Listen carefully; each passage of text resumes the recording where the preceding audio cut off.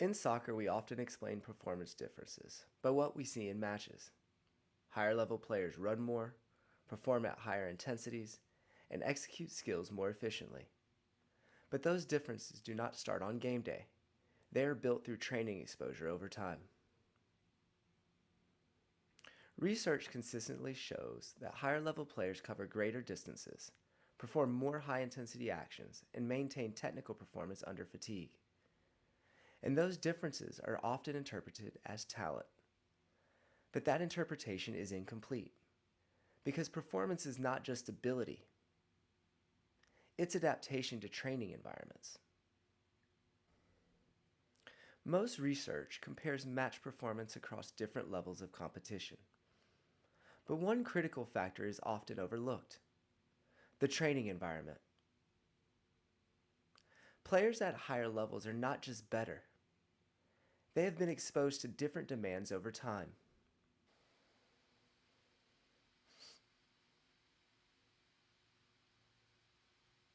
This model shows how development is shaped across multiple levels.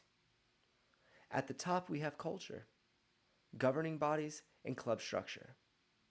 But the most important layer is the coach, because the coach designs the training environment through decisions about players' numbers, space, rules, and tactical objectives. Training design is behavior design.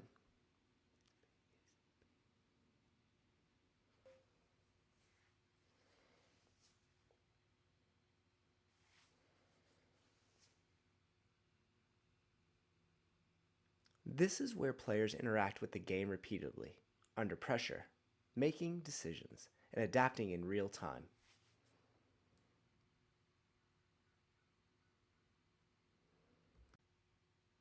Training is not just preparation, it is the primary driver of adaptation.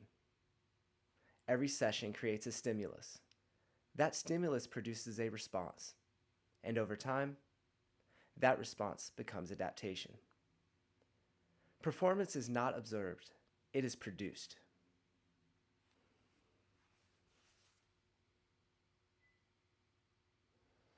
Player development is the result of training quantity, training quality, and time working together, not one session, but accumulated exposure over time. Development is the accumulation of adaptive responses.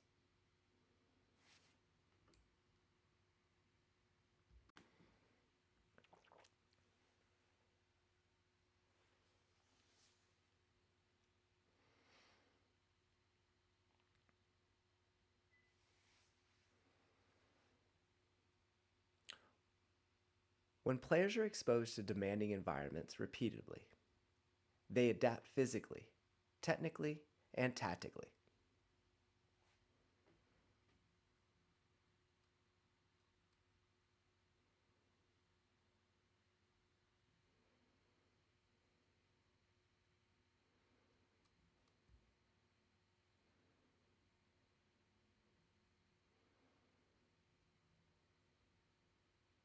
Small-sided games are widely used because they replicate the demands of competition.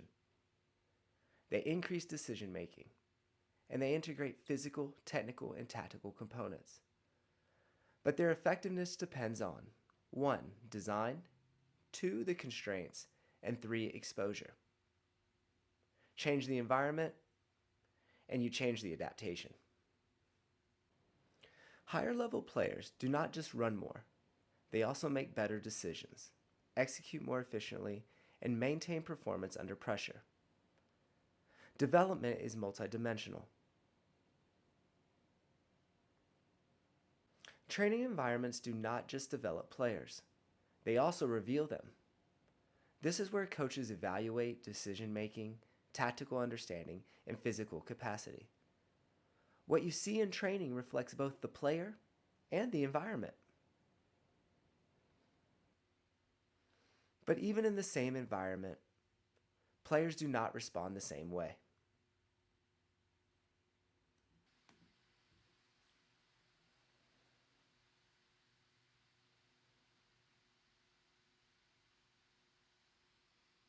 Because adaptation is influenced by physical capacity, tactical understanding, and psychological state, and prior experience? Performance is context dependent.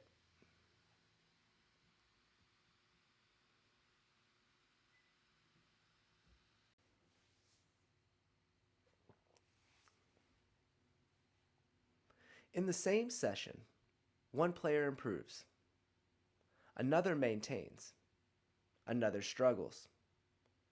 The environment is constant, the response is not.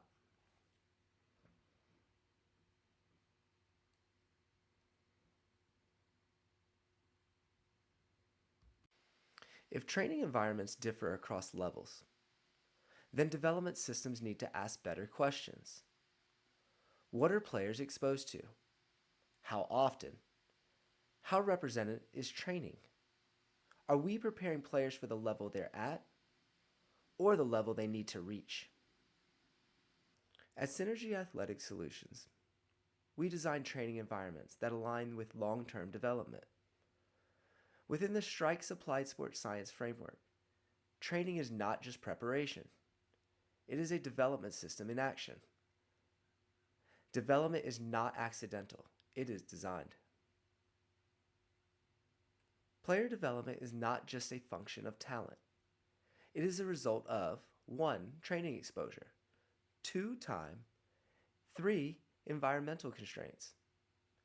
Improving development does not start with better selection. It starts with better environments. Start asking a better question. Not just, what are we training? But, what are we developing?